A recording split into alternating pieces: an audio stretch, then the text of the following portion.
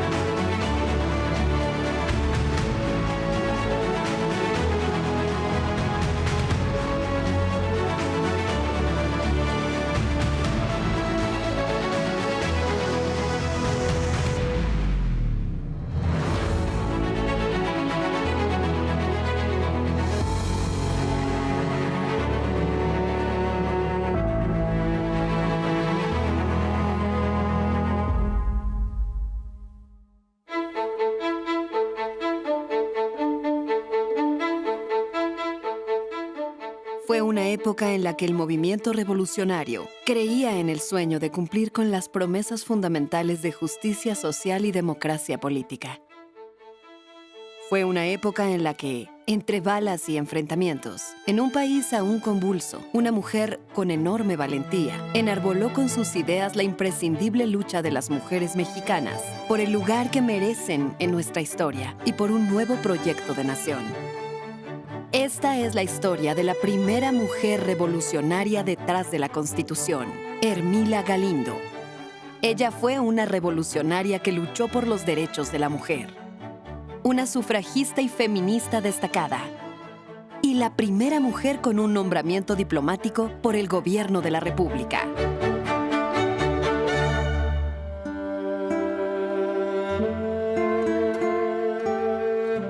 Ermila Galindo Acosta nació el 2 de junio de 1886 en la ex hacienda de San Juan de Avilés, en Lerdo, Durango. Hija del señor Rosario Galindo y de la señora Ermila Acosta, oriunda de Canatlán, que tuvo un parto difícil y murió 3 días después. Educada por su padre, hizo sus estudios básicos en Lerdo y la educación secundaria en Chihuahua.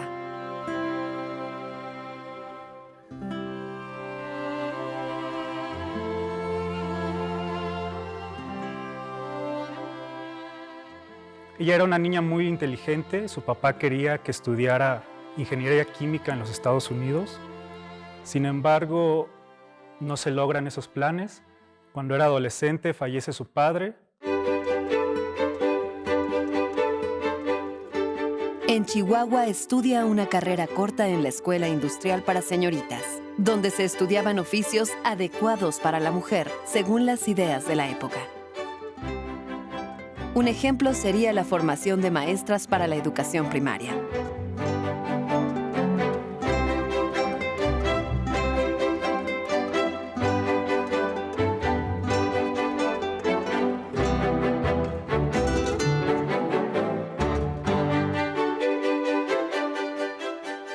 A mí me gusta mucho reconocer a los pocos, pero muy importantes compañeros que defendieron la situación de las mujeres, como José María Castillo Velasco, que fue el que propuso la creación de la Escuela de Artes y Oficios en el último momento del gobierno de Benito Juárez, que era para mujeres de una situación marginal en la sociedad. Pues ahí se les enseñaba cómo sobrevivir teniendo un oficio. Se les fue enseñando taquigrafía, mecanografía, telegrafía, e inclusive se les llegó a enseñar inglés. Pues resulta que Ermila Galindo estudió taquimecanografía y fue maestra de taquimecanografía. Lamentablemente esta escuela luego desapareció a principios del siglo XX, pero estas escuelas formaron a las secretarias que todavía hasta la fecha, así como la mayoría de la planta docente del país para nivel primaria es mayoritariamente de mujeres, igualmente si ustedes van a cualquier oficina pública o privada, se encontrarán que son secretarias, no secretarios, porque estos cargos se consideraron de menor importancia, se ganaba menos, y entonces estos no lo hacían los hombres, estos lo hacían las mujeres.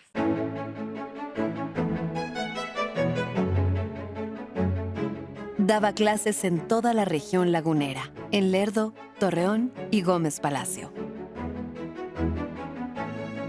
Su acercamiento a la política comenzó el 21 de marzo de 1909, cuando en Torreón, durante una ceremonia conmemorativa del natalicio de Benito Juárez, el abogado Francisco Martínez Ortiz pronunció un discurso exaltando al benemérito de las Américas y criticando el gobierno de Porfirio Díaz. Es una época de críticas al porfiriato. El presidente municipal prohíbe que se distribuya y Ermila Galindo saca copias de ese discurso y lo distribuye entre la sociedad. Ermila Galindo consignó aquel discurso con el poder de la taquigrafía y lo dio a la imprenta para que se conociera en la región lagunera. Ella tenía inquietudes políticas por un cambio. Apoya el reyismo a Bernardo Reyes, que era un militar que se decía que podía ser el sucesor de Porfirio Díaz.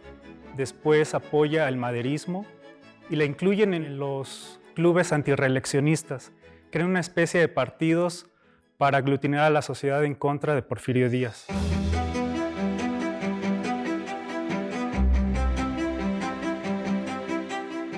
En 1909, Francisco I. Madero, empresario y político de la élite nacional, fundó el Partido Nacional Antirreeleccionista.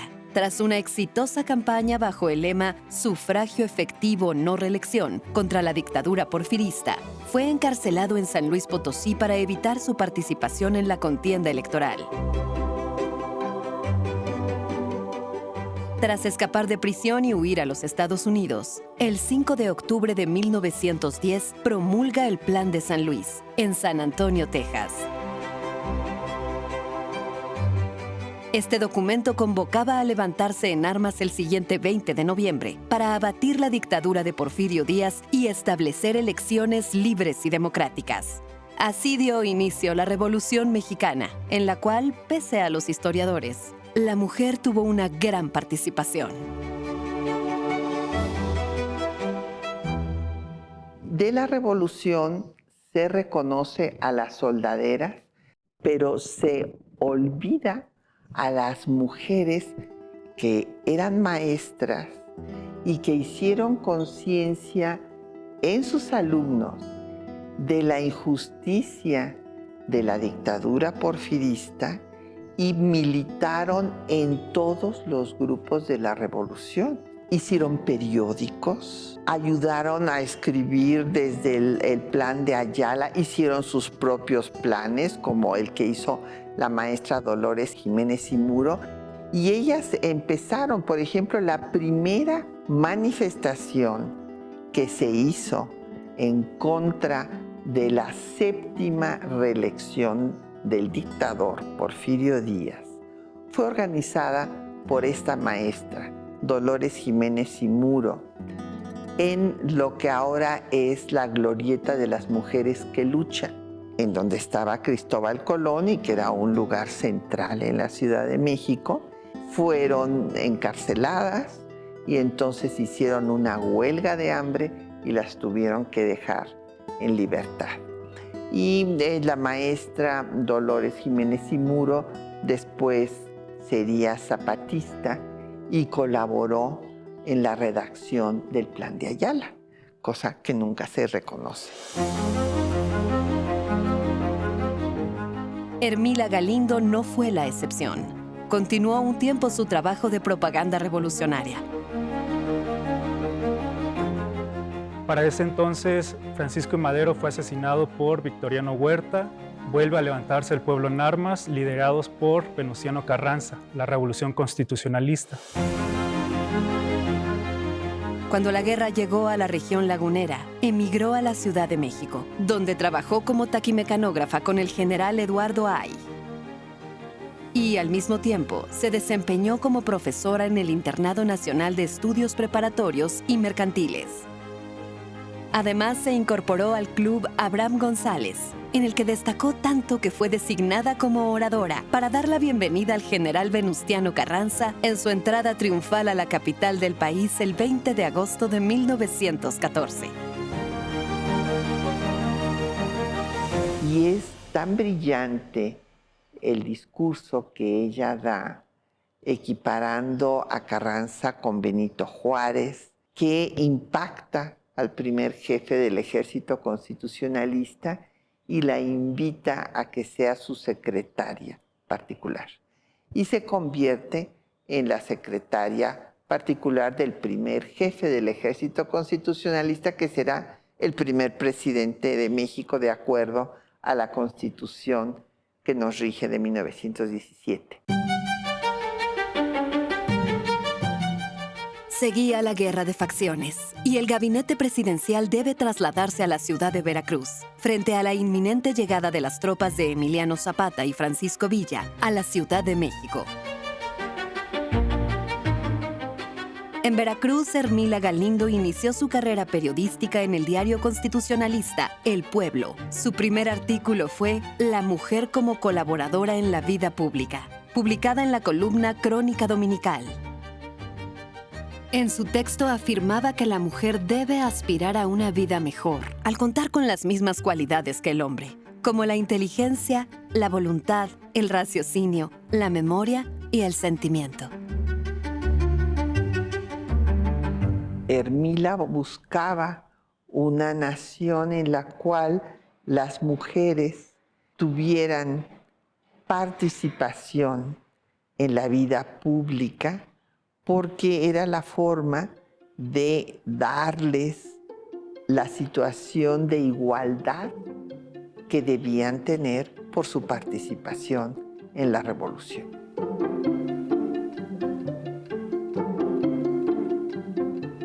Como muchos brillantes oradores de la historia, Hermila Galindo también tenía una notable capacidad para la escritura y redacción, lo que fue aprovechado por Venustiano Carranza. Y también va a ser ella la que redacte la obra que lleva por título La Doctrina Carranza y la Unión Indo-Latina. Esta es una obra fundamental porque la Doctrina Carranza es una de las bases de nuestra política exterior.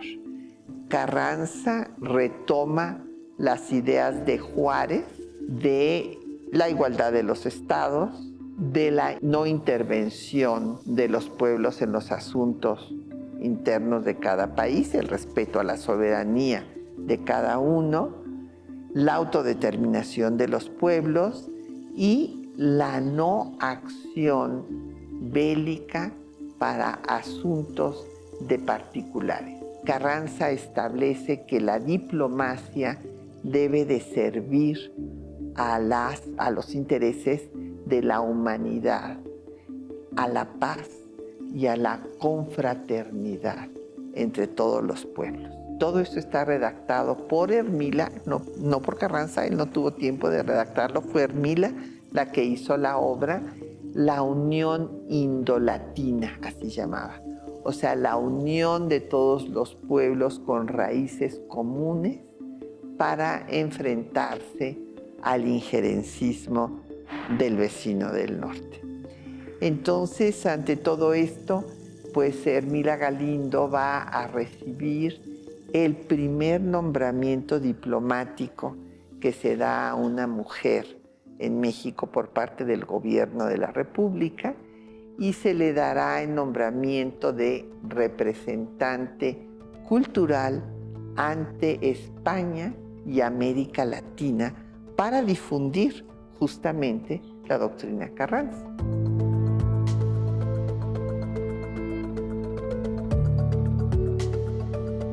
Con esta misión diplomática, la primera mujer en tener tan alto encargo por el gobierno de México, Ermila Galindo, dictó 6 conferencias en La Habana, exhortando a fortalecer la cooperación entre los pueblos de Latinoamérica. Ermila Galindo fue también diplomática del constitucionalismo en el extranjero y a partir de entonces va a despegar su carrera política por el sufragio femenino. Y hay 3 años nodales en esa historia. 1915 funda la revista La Mujer Moderna, que es una revista literaria y política donde ella publicaba artículos que, entre otras ideas, hablaba de por qué las mujeres deberían de tener derecho a votar y hablaba de que las mujeres deberían de tener independencia económica, no depender del hombre, que no necesitaban un brazo masculino para salir adelante. Publicado por primera vez el 16 de septiembre de 1915, el semanario Mujer Moderna fue una publicación inédita para su época, con un enfoque feminista. El principal legado de Ermila Galindo es su feminismo. El feminismo entendido como la doctrina social que busca que las mujeres, como seres humanos, tengan los mismos derechos que tienen los hombres. Y esto nos los dejó en la revista que llamó así La Mujer Moderna y en donde están todas estas ideas. En 1915 fue convocado un primer congreso feminista en Mérida, Yucatán, que se llevó a cabo del 13 al 16 de enero de 1916. El contexto en el que surge el primer congreso feminista a nivel internacional es la oleada del feminismo por el sufragio. En ese entonces lo que reclamaban principalmente era el derecho a votar y ser votadas a nivel internacional. Y en 1910 ya se había reunido otro congreso feminista en Buenos Aires, Argentina. El de Yucatán es el segundo en Latinoamérica, primero en México. No es organizado ni convocado por las mujeres, sino por el gobierno, por el gobernador de Yucatán, Salvador Alvarado. Esto es importante reconocerlo. A lo largo de la historia también ha habido hombres conscientes de la injusticia de mantener a las mujeres al margen de la vida pública y sojuzgadas o invisibilizadas. Entonces Salvador Alvarado estaba consciente de que para hacer un cambio estructural, que es lo que buscaba la revolución, se había acabado con el viejo régimen, pero había que construir uno nuevo. Se dice que tiene 2 motivos principales. Uno, que él tenía afinidad con la causa del sufragismo femenino. Y el otro es que realmente estaba preparando el terreno para su carrera política, contender por otros cargos más altos y quería ver si podía contar con el voto de las mujeres. Por eso se hace el primer congreso feminista allá en el Teatro Peón Contreras de Mérida, donde se reúnen pues todas las maestras normalistas. Logra reunir a 600 mujeres. La condición es que sean mujeres que sepan leer y escribir. En su mayoría son maestras, no son solo de Yucatán, van de otras partes del país. Él sufraga los gastos y se reúnen en un teatro en la ciudad de Mérida, Yucatán. También hay algunas representantes del resto de la República. Una fundamental fue Ermila Galindo, que presentó su ponencia La Mujer del Porvenir. No puede asistir por sus compromisos con el constitucionalismo, pero envía una ponencia que es leída en la sesión inaugural. Y esa ponencia levanta ámpula entre las mismas feministas, porque ella también tenía la bandera de la educación sexual entre las mujeres, la higiene, que se enseñara sobre el embarazo, que conocieran su cuerpo. Esto causó un escándalo, la llamaron inmoral. Las otras mujeres, hay que recordar que pues la mayoría todavía habían sido educadas dentro del marianismo católico. Sin embargo, en el segundo Congreso Feminista de 1916, sus ideas fueron defendidas por líderes feministas tan importantes como Eulalia Guzmán y Matilde Montoya, la primera médica mexicana. En ninguno de los dos congresos se consolidó la exigencia del reconocimiento de la ciudadanía de la mujer. Pero Hermila Galindo, a título personal, envió una carta al Congreso Constituyente, convocado en la ciudad de Querétaro, en la que planteaba la necesidad de otorgar el derecho a votar de las mujeres como un paso importante para incluirlas en la vida pública. En la carta, palabras más, palabras menos, les dice: los ojos de la nación y del mundo entero están sobre ustedes. La mujer no estuvo apartada de la revolución. No la dejen en ese estado de infelicidad de carecer de derechos políticos. Legislen, reconózcanla como ciudadana. La iniciativa fue leída el 12 de diciembre de 1916 y rechazada por los constituyentes. Fuera del Congreso recibe críticas, burlas que incluso ridiculizan su petición. Se decía que si la mujer votaba solo se iba a crear un romerío de viejas chismosas. Y hay otro estereotipo de género que va a acompañar la lucha por el sufragio durante buena parte del siglo XX, que es que las mujeres no deberían de votar porque eran católicas, eran tendientes a ser manipuladas por los curas. Y hay que recordar que la jerarquía eclesiástica había apoyado a la dictadura porfirista, había inclusive financiado a la dictadura huertista, y por lo tanto era enemiga de la revolución. Y reproducen un argumento muy del siglo XIX, que la mujer no debería votar porque su voto, en todo caso, estaba representado ya por el voto del hombre de su familia, sea su esposo, sea su padre o sean sus hermanos. Entonces no había necesidad. Así, la Constitución de la Nación, promulgada el 5 de febrero de 1917, no incluye la ciudadanía de la mujer. Y esta fue, pues, la razón por la cual fuimos uno de los últimos 6 países de América Latina en otorgar la ciudadanía plena a las mujeres hasta 1953. Y votaron las mexicanas por una elección federal hasta 1955. Sin embargo, Hermila Galindo sí tuvo una influencia decisiva en leyes que cambiaron la vida de las mujeres tras la revolución. Siempre había habido el divorcio eclesiástico, pero el divorcio eclesiástico era la separación de cuerpos y resulta que las autoridades religiosas decidían, como si fuera una cosa la mujer, dónde la depositaban.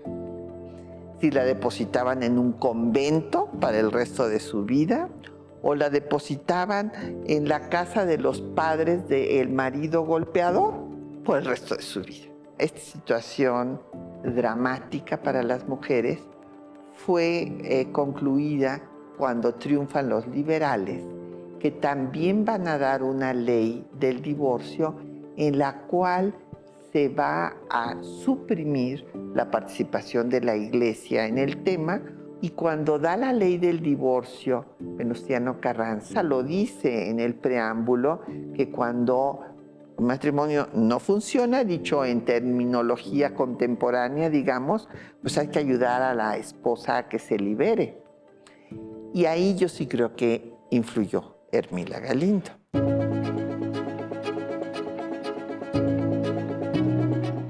Fue una liberación de la mujer del yugo matrimonial y quiso más libertad. Quiso abrirse paso en los vacíos de la ley que no prohibía a una mujer contender por un puesto político. Así, en 1917, desafiando la ley electoral vigente, Hermila Galindo se presentó como candidata a diputada federal por el 5º Distrito Electoral de la Ciudad de México. No gana, queda en cuarto lugar, pero sienta un precedente. Es la primera mujer que contendió por un cargo público. En 1919 suspende la publicación de Mujer Moderna, pero publica el panfleto político Pablo González, un presidenciable, en el que apoyaba la candidatura del general Pablo González, y publica también el libro La Doctrina Carranza y el Acercamiento Indolatino. El 22 de mayo de 1920, Ermila Galindo se enteró, leyendo el periódico, que el presidente Carranza fue asesinado en Tlaxcalaltongo, Puebla, por lo que todos sus planes se vienen abajo. Lamentablemente ella ya no podrá hacer todo este recorrido porque va a venir el asesinato de Carranza en Tlaxcalaltongo y entonces ella pues saldrá del escenario político.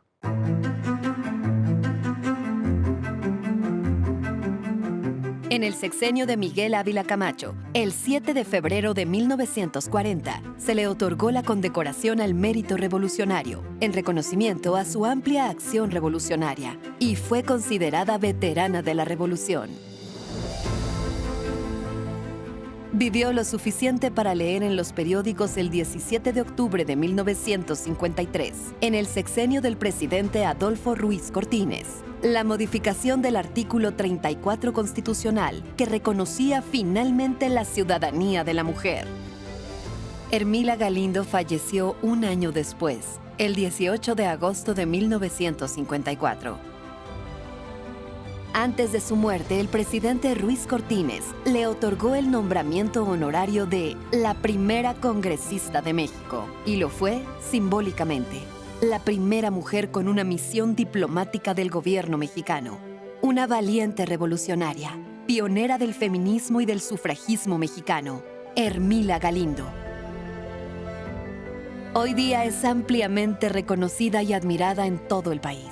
Su nombre aparece ligado a premios, medallas y distinciones otorgados a mujeres eminentes, así como a gran cantidad de escuelas y colegios. Muchas agrupaciones e instituciones se han honrado con el nombre de Ermila Galindo, una revolucionaria y una libertadora en toda la extensión de la palabra.